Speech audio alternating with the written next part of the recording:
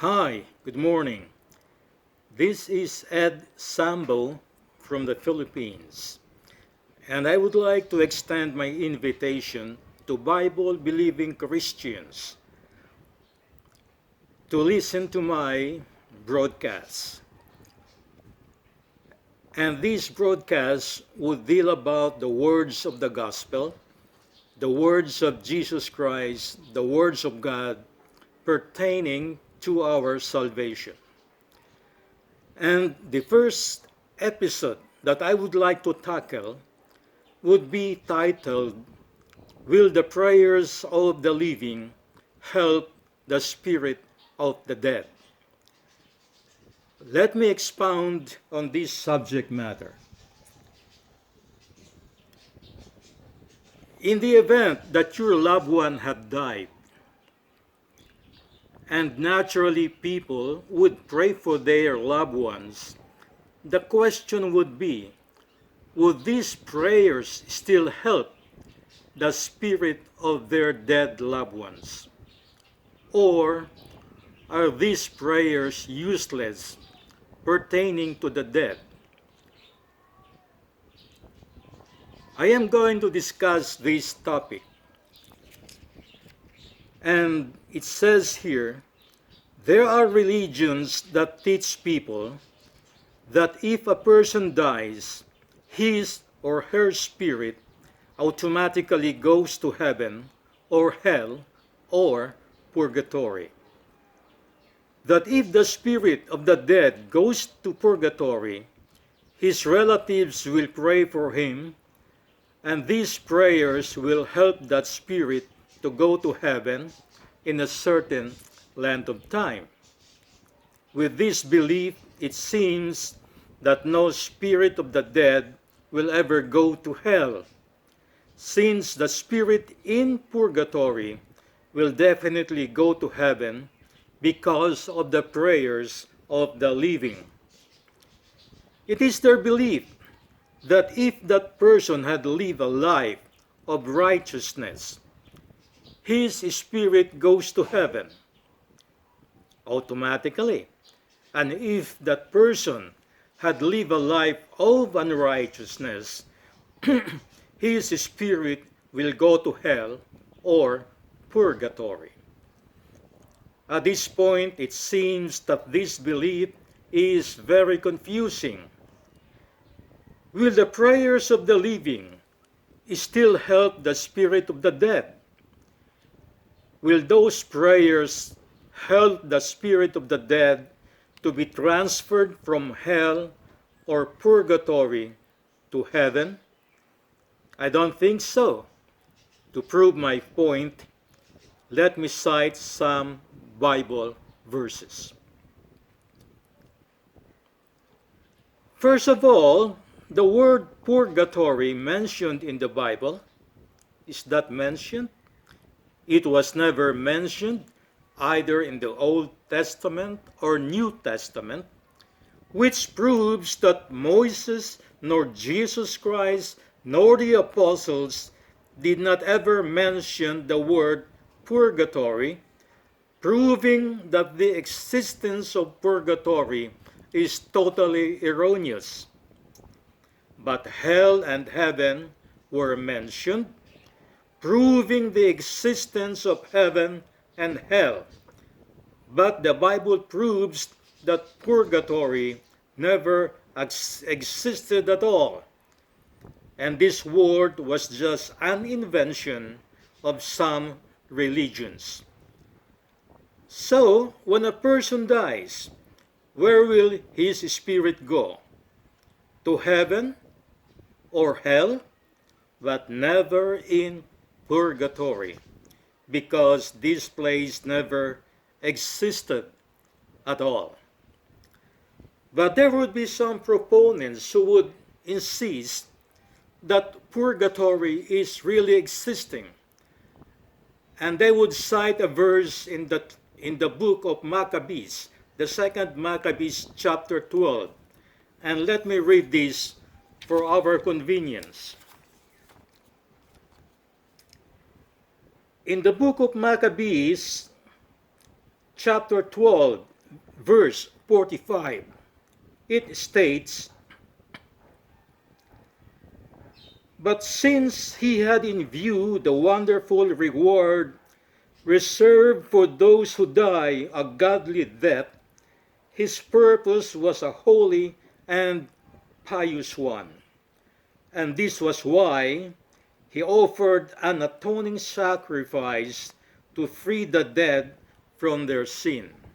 Now it seems that such a place existed, a place where not so unrighteous people, when they die, their spirit will reside there. And this would be a place for them to atone for the sins with the help of the prayers of the living. And because of these practices, their spirits from purgatory would be transferred to a place called heaven. But take note that this book of 2nd Maccabees, chapter 12, verse 14, could be found in the book of Apocrypha. Now let us try to discuss the word of Apocrypha. The term Apocrypha is a Greek word meaning hidden things. This was early used in different senses. It came to be applied to writings which were hidden, not because they were too good, but because they were not good enough. They were not good enough because, that is, they were secondary or questionable or heretical. That pertains to the word Apocrypha, which means hidden meanings. Now let us try to check the dictionary what Apocrypha means.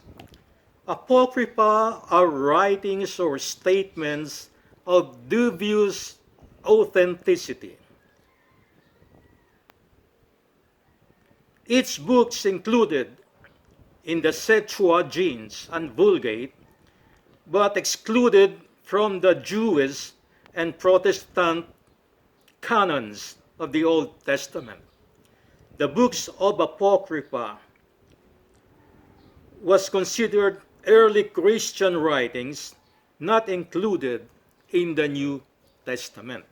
So, if proponents would insist that such a place had existed where the dead would atone for the sins so that they would be transferred to heaven, this book Apocrypha, which is composed of 15 small books, is not included in our present Bible because it is non-canonical. The stories could not be accepted because it was dubious. So, purgatory definitely does not exist. Definitely, if a person dies, his spirit would never go to purgatory. But if he is righteous, his spirit would go to heaven. And if he is unrighteous, his spirit would go to hell. Never in purgatory. So, there are only two places to go when a dead man dies. Either he goes to heaven or he goes to hell. In the book of Job, chapter 12, verse 10, it says, "In his hand is the life of every creature, and the breath of all mankind." I would like to repeat this. In his hand is the life of every creature, and the breath of all mankind. The word his in this verse refers to our God the Father. God the Father decides when we die. for he alone has the power over life and death. If he has set the day for our death, man has no power over this. Whatever he does, he will die. That's it. Now the question is, will that dead man still has the power to go back to earth and visit his relatives? That is a question which most people could not interpret. In this verse, it says, only God has the power over life and our death. Some proponents would say, what about the devil? Could the devil take our lives? Just like God the Father could take our lives. Biblically, the devil could not take our lives unless the devil asked for permission from God the Father. If God the Father had permitted the devil to take our lives, then the devil could take your life. But unless God the Father gave this permission to the devil do not have any right, or the devil does not have any right to take your life away. Only God can do that. In the book of Job, chapter 7, verses 9 to 10, it says, as a cloud vanishes and is gone, so he who goes down to the grave does not return. He will never come to his house again, and his place will know him no more. Let me go over this again. As a cloud vanishes and is gone, so he who goes down to the grave does not return. He will never come to his house again, and his place will know him no more. If a person dies, his body will be buried 6 feet below the ground, and his body will start to decompose. Life had gone out of his body, therefore his body will never return from where it came from. He is dead, and that's it. He is dead, stone dead. But what about his spirit? Where will the spirit go? In this verse that I had read, it says that when a person dies, that person could never go back to his house again, whether physically or spiritually. It would be really impossible for that person to go back to his loved ones, to his house, because his house will know him no more. Now, some people would say, Brother Ed, what about my loved one? What about my dead father? When he died, after 2 days, I felt his presence inside my room. The lights started to flicker, on and off, and off. And I had these goosebumps. I could feel my hair from my hands standing up because I could feel the presence of the spirit of my dead father. Then it seems that this premise would contradict the last verse that I had mentioned, that the dead could not go back to his house anymore. Now, what is the explanation about this? When your dead loved one had died and you felt his presence, believing that that was the spirit of your dead loved one, No,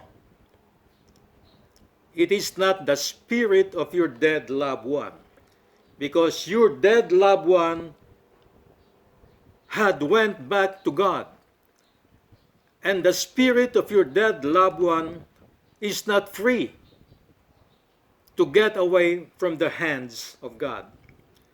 So if that spirit is not free to get away from the hands of God, who was this spirit that you had felt visiting you?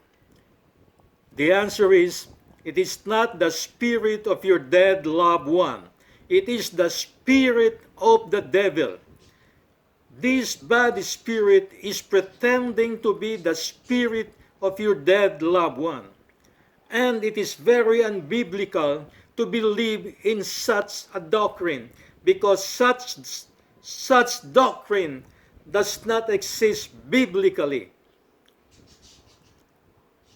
That the spirit of your dead loved one would go back to you to make his presence to you. No, it is the spirit of the devil that is impersonating the spirit of your dead loved one.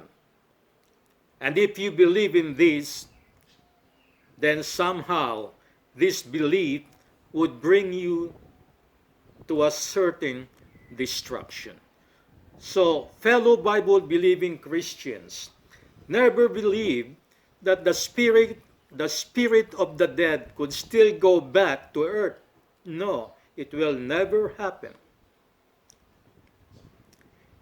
In the book of Ecclesiastes, in the book of Ecclesiastes chapter 9, verses 5 to 6, it says, "For the living knows that they will die, but the dead know nothing.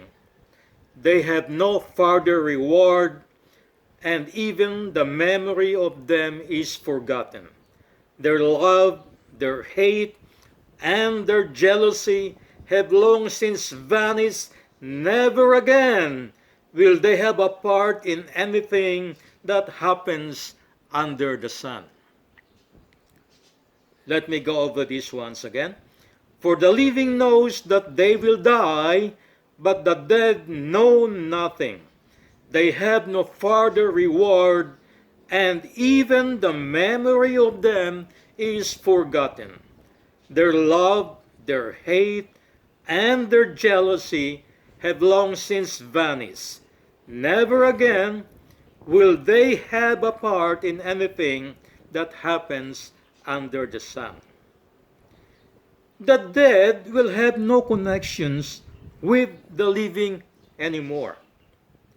Whatever the living does for the dead will never even know about it, because the dead will not have a part that happens under the sun. Let me expound on this. When your loved one dies, his connection with this earth is totally cut off. These loved one of yours have no further reward, and even his memory is totally forgotten. His love, his hate, his jealousy have long since vanished.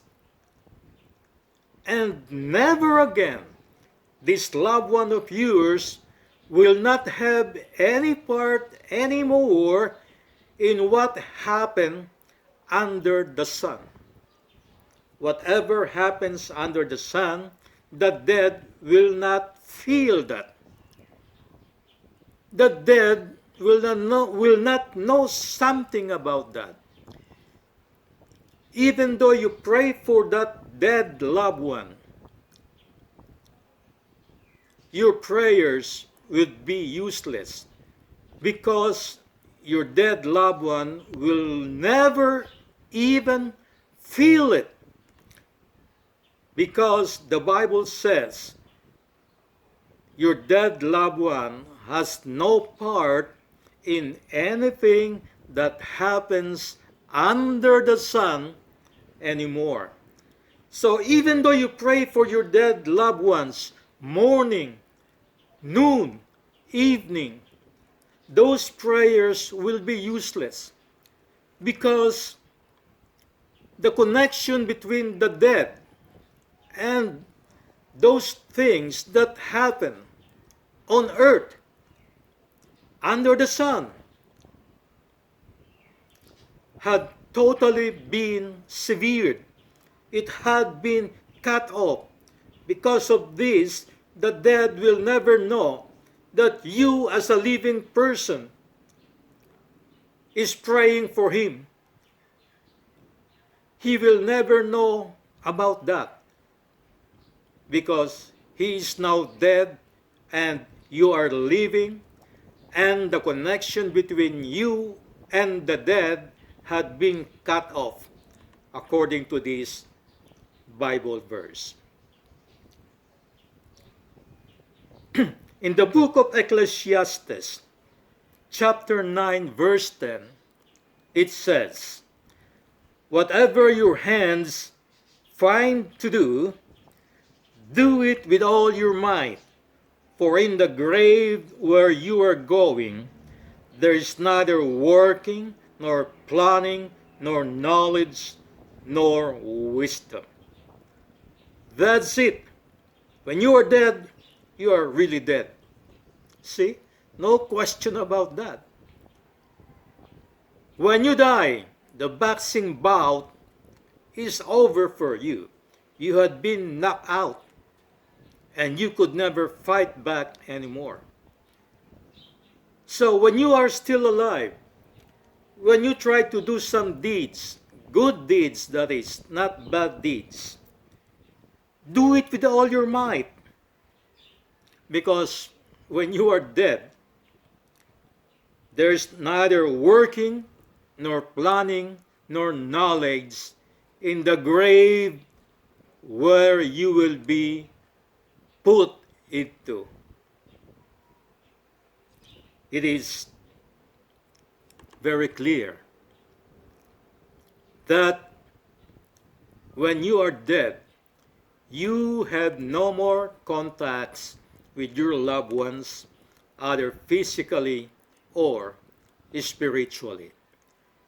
So prayers that you offer for your loved ones would be useless because it will never affect those dead humans that you are praying for. In the book of Ecclesiastes, chapter 12, verse 7, it says, "And the dust returns to the ground it came from, and the spirit returns to God who gave it." Let me go over it again.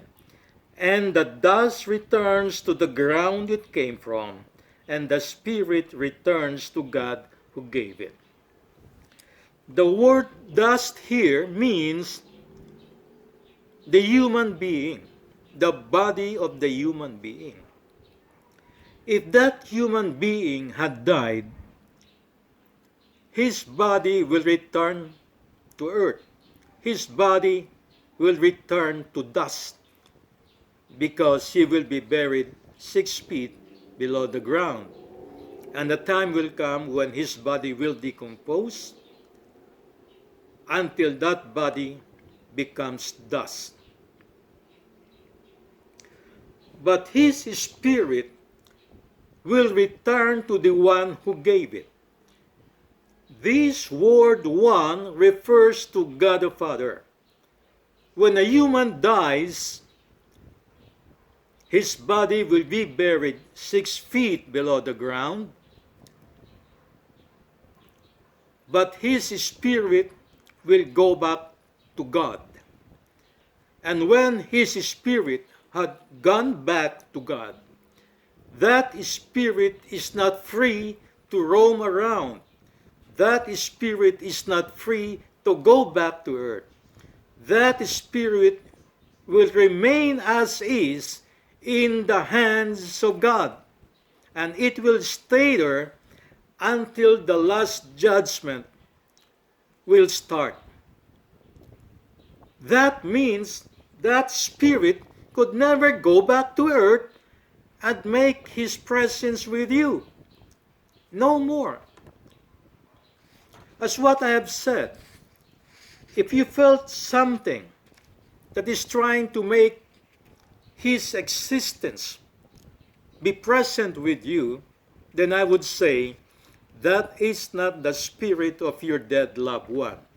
That is the spirit of the devil, or that is the spirit which we call bad spirits. And never believe in that.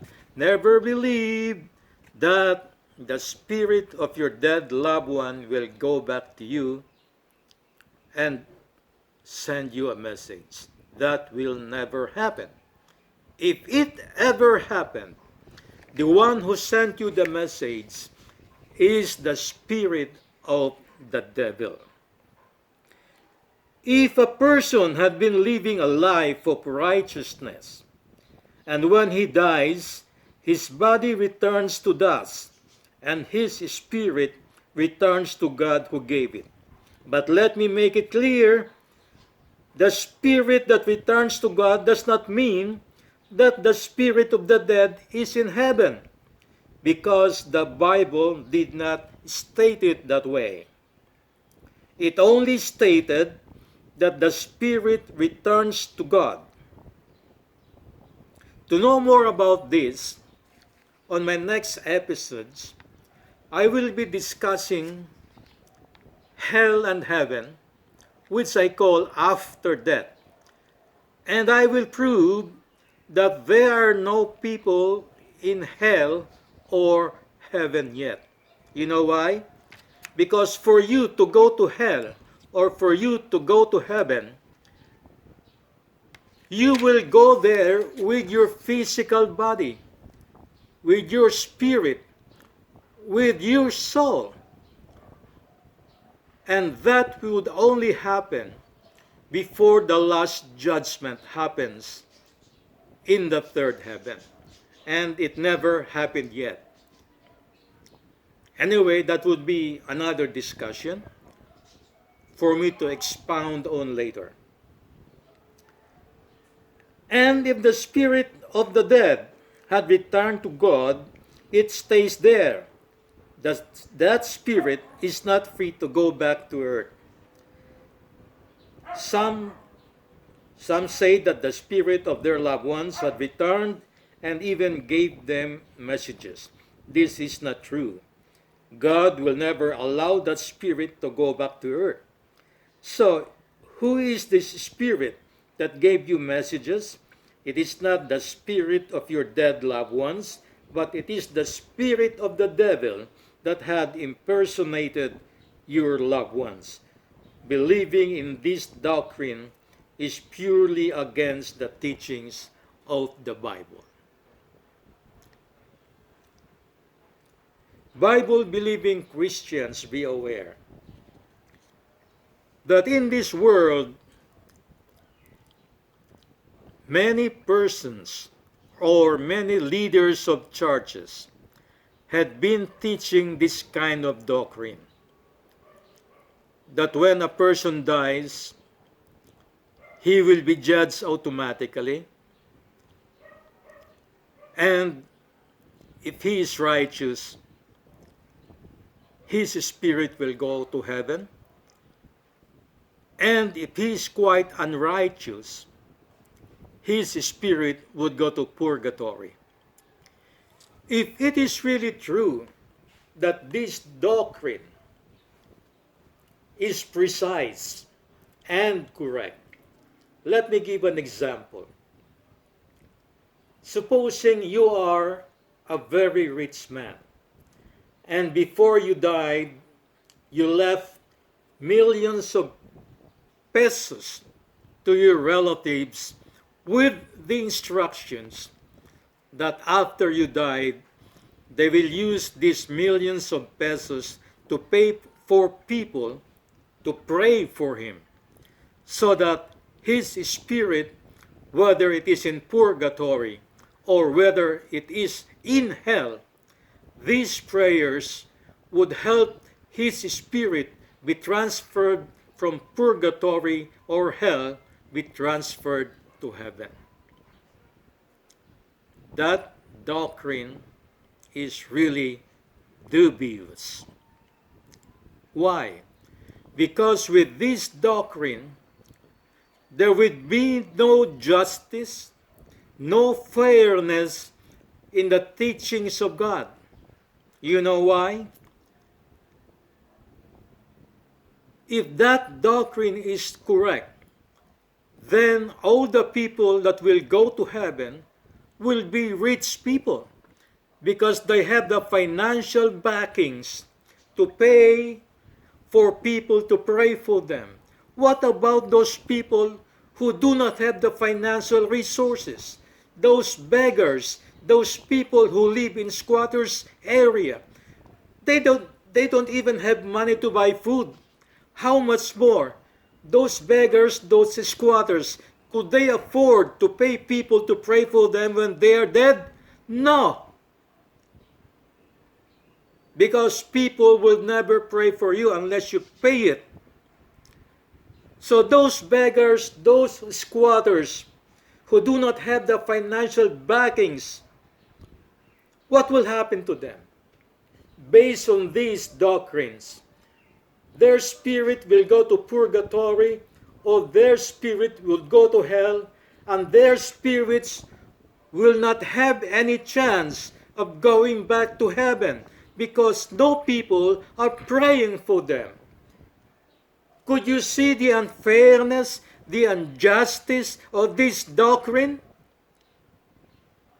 That prayers of the living could still transfer the spirit of the dead from hell or purgatory to be transferred to heaven because people are praying for them? That would be injustice. That would be unfairness. There's no more equality. In the face of God, rich people are more privileged to go to heaven than poor and beggar people, if this doctrine is correct. But Bible-believing Christians, I am telling you that this doctrine is not correct. This doctrine is wrong, that there are people in purgatory who will be transferred to heaven if you pray for them. This doctrine is totally erroneous. Never believe in it. Excuse me.